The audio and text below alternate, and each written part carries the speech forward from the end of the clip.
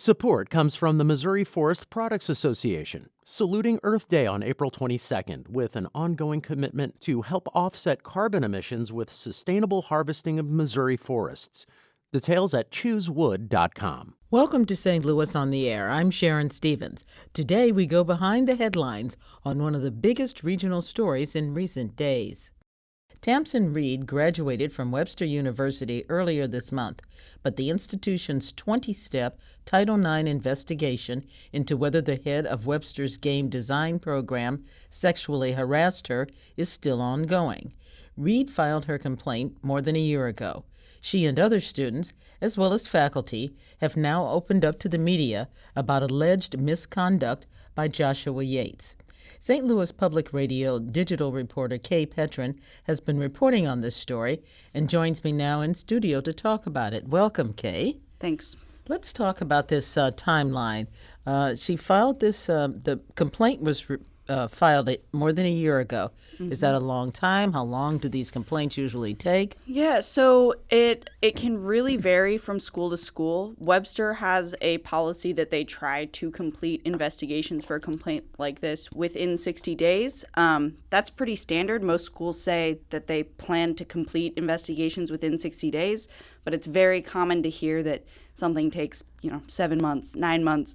A year, longer than a year, gets pretty unusual, even when you're hearing complaints of these cases taking too long. But it is very common for them to take longer than 60 days, at least. Okay. Did Webster violate Title IX? That's a really complicated question.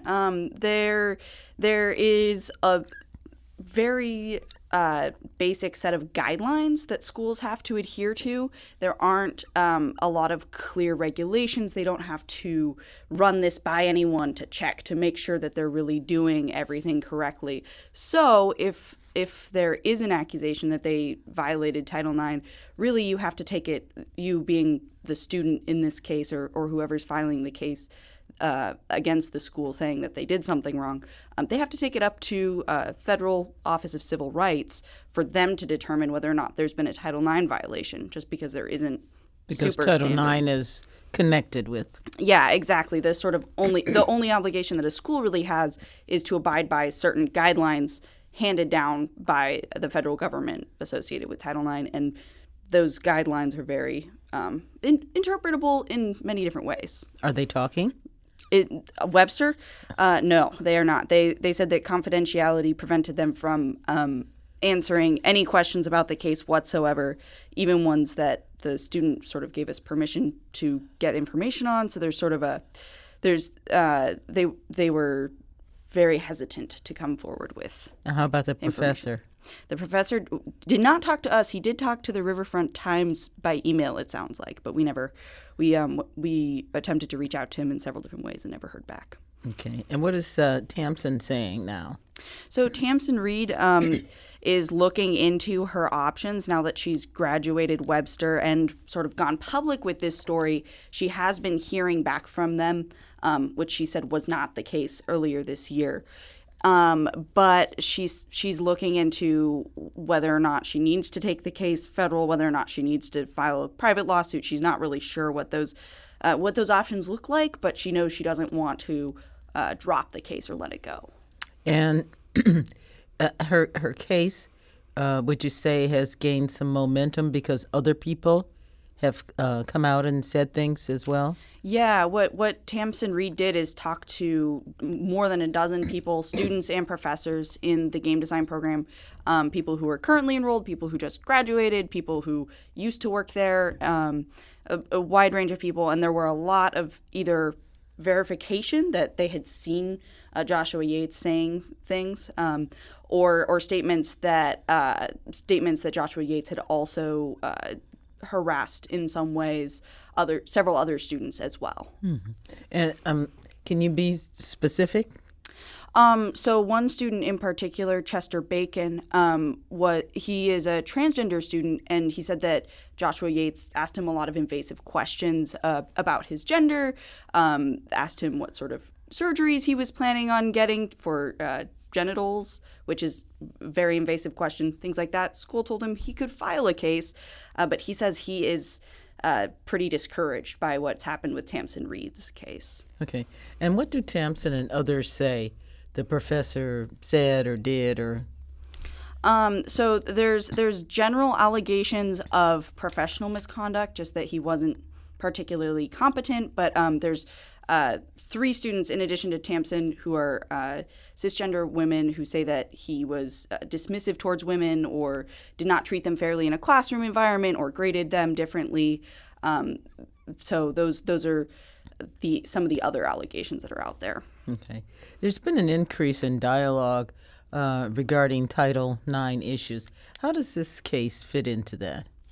So I think it's something that everyone involved with it is very aware of. Tamsin Reed, when she initially went public with the case, tied it to recent issues, not Title IX specific, but issues in the game development community with companies that have bad sexual harassment policies or otherwise are accused of mistreating their female employees.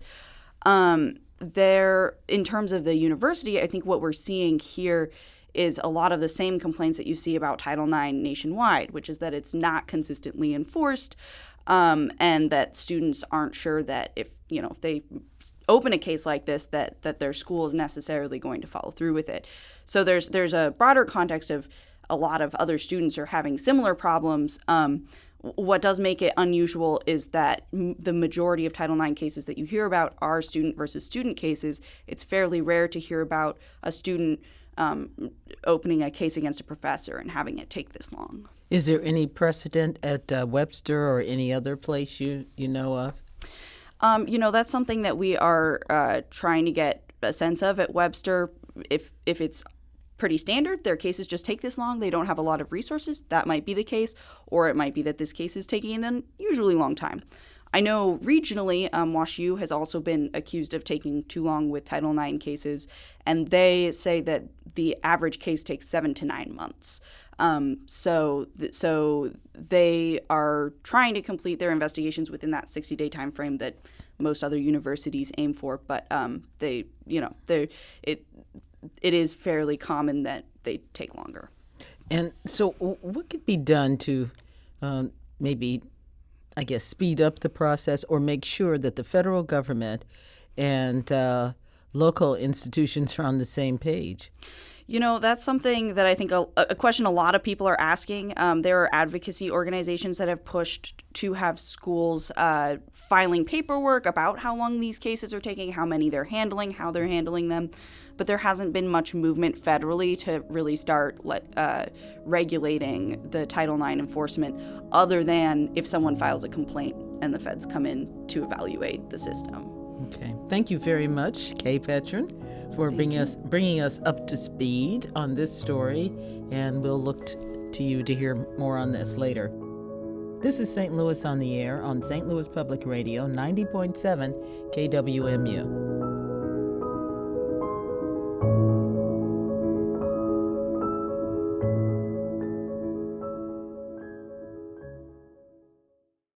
Support comes from the Missouri Forest Products Association, saluting Earth Day on April 22nd with an ongoing commitment to help offset carbon emissions with sustainable harvesting of Missouri forests. Details at choosewood.com.